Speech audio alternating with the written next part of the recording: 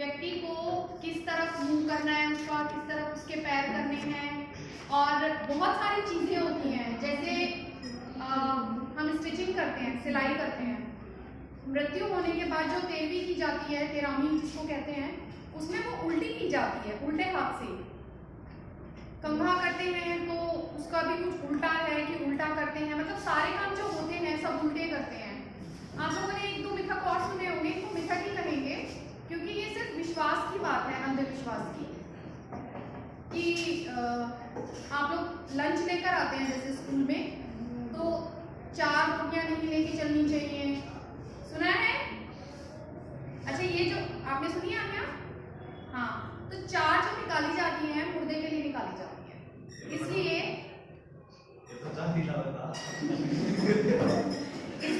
कभी भी अगर आप कहीं बाहर खाना लेकर जा रहे हैं तो अवॉइड किया जाता है। 3.5 हो ठीक है, 3.5 कर सकते हैं या 5 कर सकते हैं, लेकिन उसको 4 नहीं रखते। तो ये जो मुर्दों के साथ चीजें की जाती हैं, ये जो दक्षिण की तरफ पैर, क्योंकि अगला वाला जो आपका पैरा आएगा उसमें यही बात आएगी दक्षिण की तरफ पैर के बारे में। तो दक्षिण की तरफ पैर, जब कोई व्यक्ति मर जाता है तो उसके पैर दक्षिण दिशा की ओर कर दिए जाते हैं। देखिए, माँ ने एक बार मुझसे कहा था दक्षिण की तरफ पैर करके मत सोना, वह मृत्यु की दिशा है और यमराज को क्रुद्ध करना बुद्धिमानी की बात नहीं।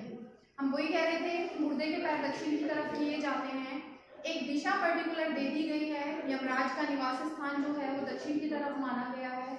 मृत व्यक्ति, क्योंकि आप लोगों को पता है हिंदू मान्यताओं के अनुसार, और कास्ट का मैं कह नहीं सकती क्योंकि मैंने अपने बचपन से जो सुना है वो यही है कि जब इंसान की मौत हो जाती है तो यमराज अपने दूत भेजते हैं उसके प्राण निकालने के लिए। आप लोगों ने भी ये बात तो सुनी होगी। यमराज का जो स्थान है वो दक्षिण की तरफ हो गया, ठीक है। तो जब व्यक्ति मर जाता है तो उसके पैर उधर कर दिए जाते हैं कि उसको दक्षिण दिशा में चलने में आसानी होगी। परंतु हम किसी देवी और देवता का अपमान ना करें, ये चीजें हमें सिखाई जाती हैं। तो मान लीजिए आप दक्षिण की तरफ पैर करके लेटते हैं या सोते हैं, तो ये एक तरह से यमराज के लिए चेतावनी हो जाती है कि देखो मैं तुम्हारी तरफ पैर कर रहा हूँ, तुम मुझे छेड़ ही नहीं रहे, तुम मेरे प्राण नहीं लेके जा रहे। तो इसको अशुभ इसलिए मानते हैं कि यमराज को क्रुद्ध किया जाना, यमराज को लाइव है ना, और यमराज को क्रुद्ध करना बुद्धिमानी की बात नहीं है। मतलब यमराज को क्रोधित करना, उनको गुस्सा दिलाना कि मैं जो आप मना करते हो वो काम मैं कर रहा हूँ। आप बड़ों के साथ कहिए, किसी भी चीज में अपने से बड़ों के साथ, आपके बड़ों ने आपको किसी चीज के लिए मना कर दिया, बहुत छोटी सी बात है कि आपको प्लास्टिक के बॉक्स में खाना नहीं खाना है, ठीक है, लेकिन आप कहते हो नहीं ये तो मेरा फेवरेट है, मैं तो इसी में लूंगा, तो क्या होगा? आपकी मम्मी आपको गुस्सा करेंगी, क्योंकि प्लास्टिक के बारे में आप लोगों को पता है, एल्यूमिनियम है, प्लास्टिक है, ये हार्मफुल होते हैं हम लोगों के। तो आजकल इनमें खाना अवॉइड किया जा रहा है। बहुत छोटी सी घरेलू बात बता रही हूँ, आपका कोई फेवरेट लंच बॉक्स है और वो बाई चांस प्लास्टिक का है, तो आपका क्या होगा कि नहीं मैं तो इसी में लूंगा, क्योंकि स्टील के जो डिब्बे होते हैं, कटरदान या कुछ भी कहिए, वो अट्रैक्टिव नहीं होते, लुक वाइज अच्छे नहीं होते। तो जो छोटे बच्चे हैं, आप तो फिर भी स्टैंडर्ड 9th स्टैंडर्ड है, समझते हैं, थोड़े बड़े हैं, लेकिन आप, मैं बात करूं पहली दूसरी क्लास के बच्चे की, क्या बेटा? हाँ, तो मैं वही बात कर रही हूँ। वो बच्चे जो होते हैं वो चीजों के कलर्स पे, उनके डिजाइनिंग्स पे, उन पे बनने वाले कार्टून्स पे, उन सब पे ज्यादा मरते हैं, उन सबको ज्यादा पसंद करते हैं। तो क्या होगा, आप एक छोटे से बच्चे को टॉम एंड जेरी वाला लंच बॉक्स उससे छीन लो और उसे स्टील वाला बॉक्स पकड़ा दो, होगा क्या?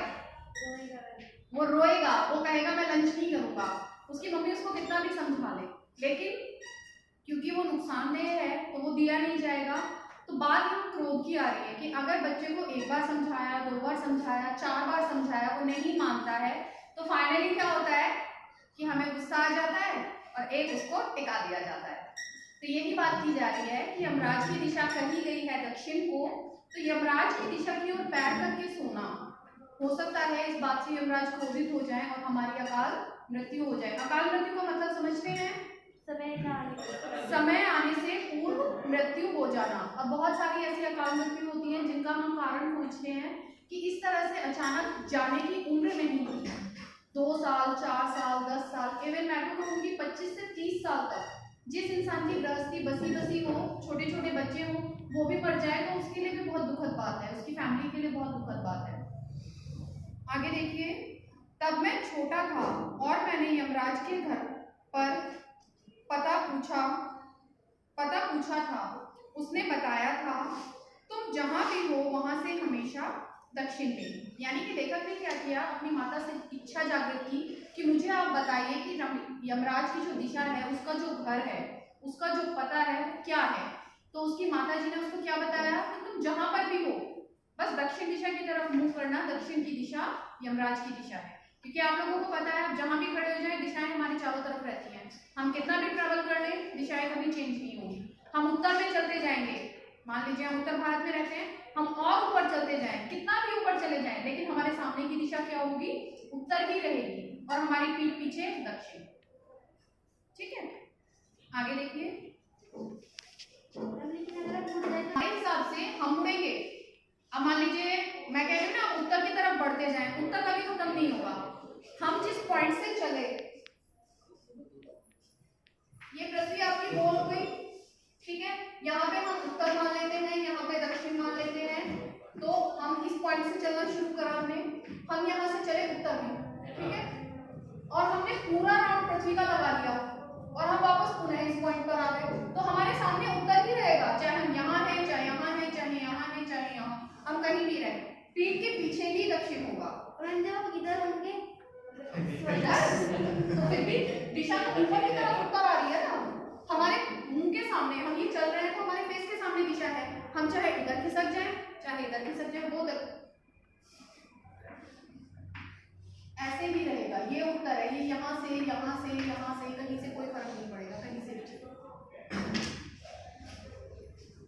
माँ की समझाइश के बाद दक्षिण दिशा में पैर करके मैं कभी नहीं सोया और इससे इतना फायदा जरूर हुआ, दक्षिण दिशा पहचानने में मुझे कभी मुश्किल का सामना नहीं करना पड़ा। वास्तु बहुत चल रहा है आजकल, क्योंकि हम बात कर रहे हैं दिशाओं के ज्ञान की, तो वास्तु जो है वो दिशाओं पर निर्धारित है पूरा का पूरा। वास्तु में सिर्फ यही देखा जाता है कहाँ पे कौन सी दिशा में क्या सामान रखा जाता है। तो दक्षिण दिशा के बारे में भी उसमें काफी कुछ चीजें बताई जाती है। वही नेगेटिव का ही हम बात कर रहे हैं, दक्षिण को नेगेटिव माना जाता है, तो उस दिशा की ओर सबसे पहले अगर आप किसी वास्तुशास्त्री से बात करें तो सबसे पहले वो आपके बेड का सिराना ठीक कराएगा। और सिराना किधर होना चाहिए, सिराना यानी सिर हमें किस तरफ करके सोना चाहिए, दक्षिण दिशा में। पैर नहीं करके सोने हैं, सिर करके सोना है। वास्तु में सबसे बेस्ट जो ऑप्शन होता है चारों दिशाओं में से हम किधर कैसे किस डायरेक्शन में सोए, उत्तर की तरफ हमारे पैर हो और दक्षिण की तरफ हमारा सर हो, बेस्ट डायरेक्शन मानी जाती है अकॉर्डिंग टू वास्तु।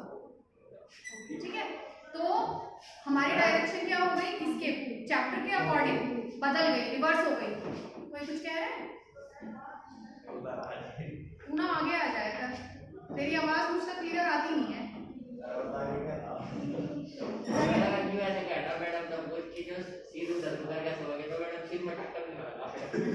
कौन मारेगा,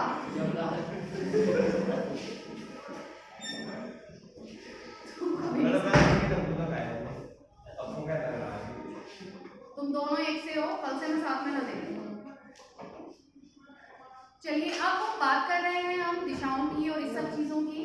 तो लेखक ने बोला कि माँ की समझाइश के बाद, यानी माँ के ये सब समझाने के बाद मैंने कभी दक्षिण दिशा की ओर पैर नहीं किए, मैंने सोने की जो डायरेक्शन थी वो अपनी ठीक कर ली, मैं सही दिशा में सोने लगा।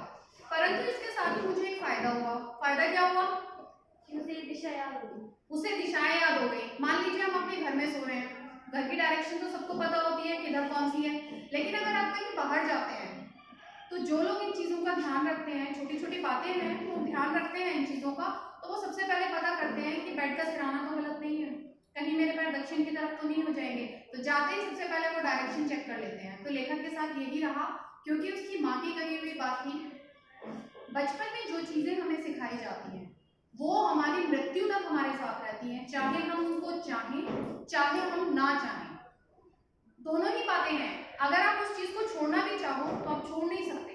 मान लो एक छोटा सा एग्जांपल देती हूँ, आपके घर वाले आपको बॉयज के अकॉर्डिंग आपके घर वाले आपको बचपन में पैर छूना सिखाते हैं, ठीक है, आप कितने भी बड़े लेवल पे चले जाओ, कितने भी सीनियर बन जाओ, लेकिन आपकी वो आदत कभी नहीं छूटे।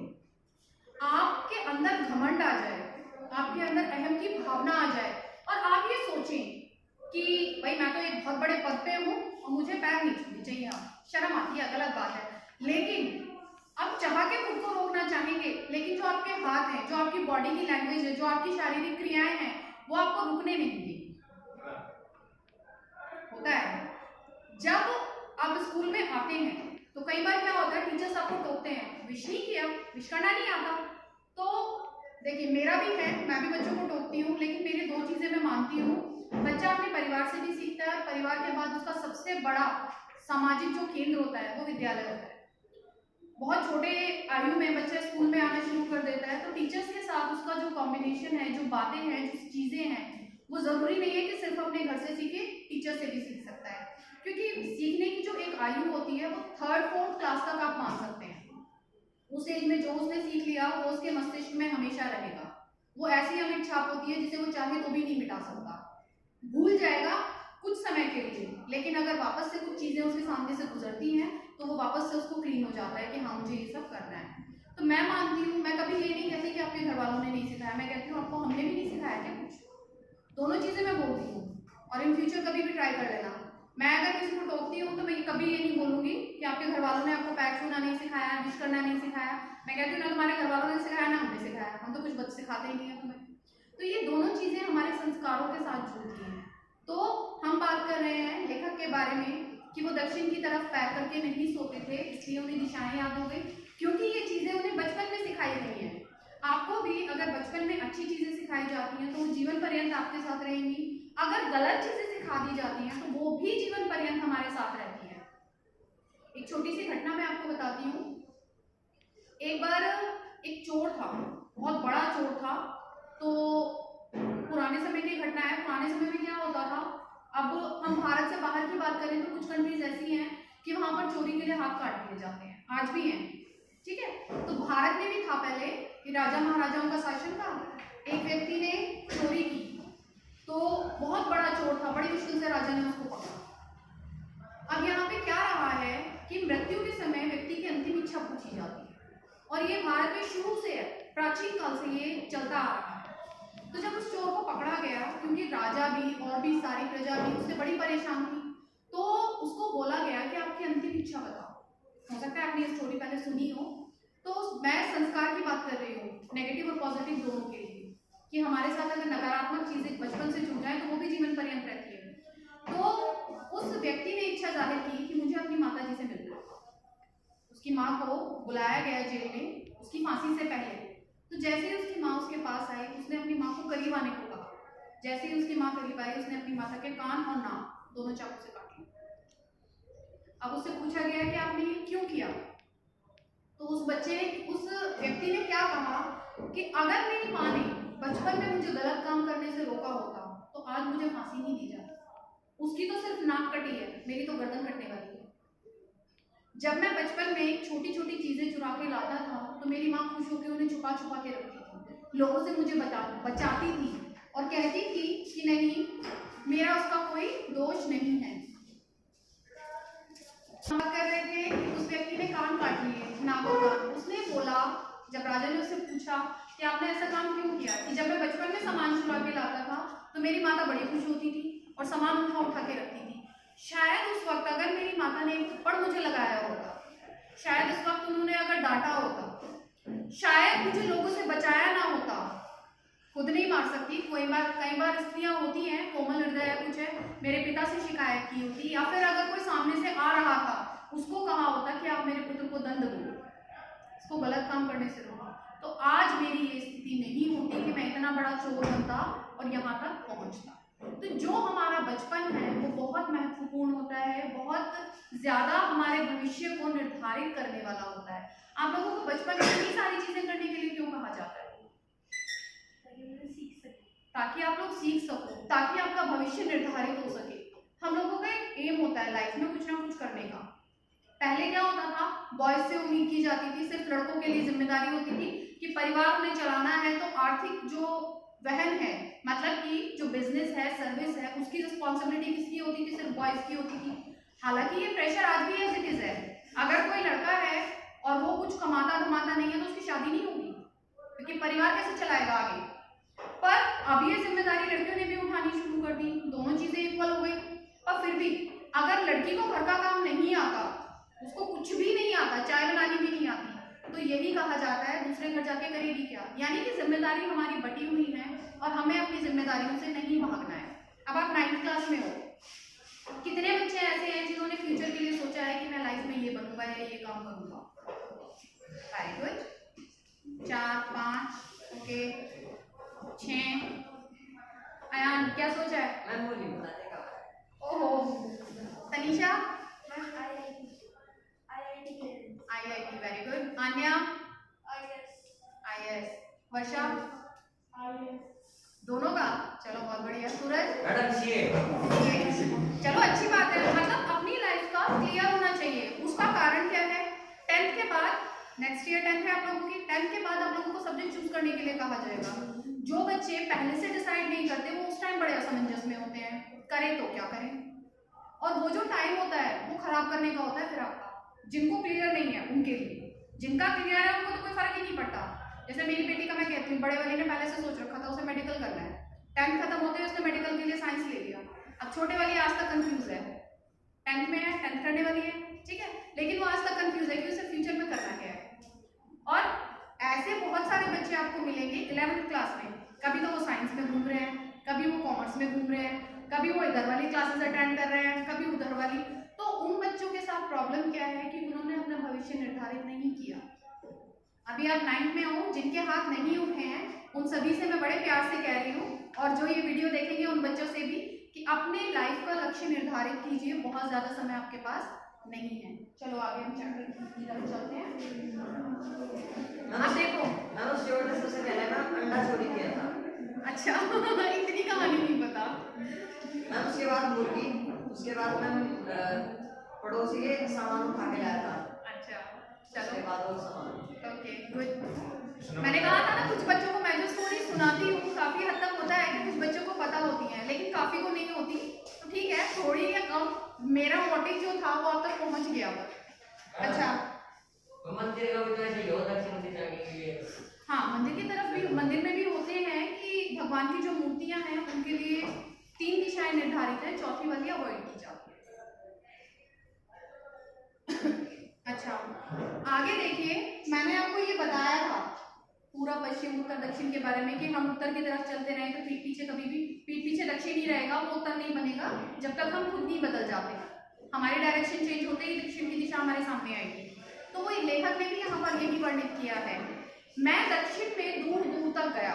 अब क्योंकि उसकी माताजी ने उसको बोला था कि दक्षिण दिशा में यमराज का घर है, तो उसने क्या किया, यमराज का घर ढूंढने की शुरुआत कर दी। आपको ऐसी कोई और कहानी याद है? मुझे प्रॉपर कहानी नहीं याद आ रही, इसलिए मैं बता रही हूँ। एक ऋषि के पुत्र थे, उन्होंने यही काम किया था। उनके पिता ने उनको बोला था कि वहां पर कौन से भगवान का या किसका था कि वहां पर रहते हैं, और उनकी खोज में चल पड़े। चलते गए चलते गए चलते गए, फाइनली भगवान को ही ऊपर से उतर के आना पड़ा कि मैं यहाँ हूँ।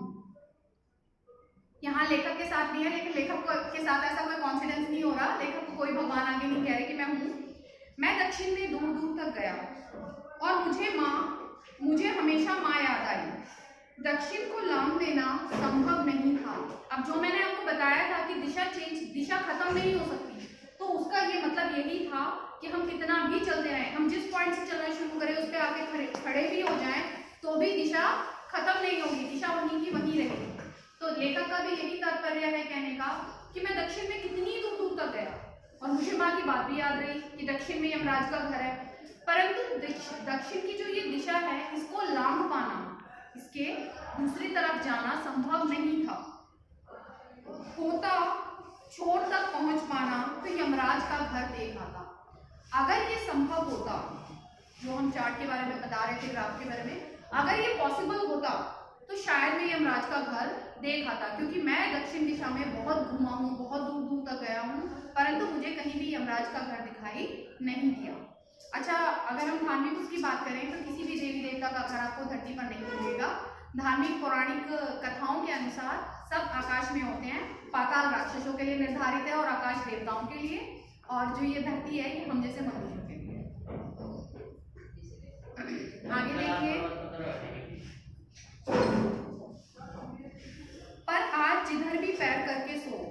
अब मैंने आपको कल बताई थी एक चीज कि लेखक ने पुराने बात को और आज के समय को दोनों को कंपैरेटिवली यहाँ पर देखा है, दोनों में तुलनात्मक अध्ययन किया है।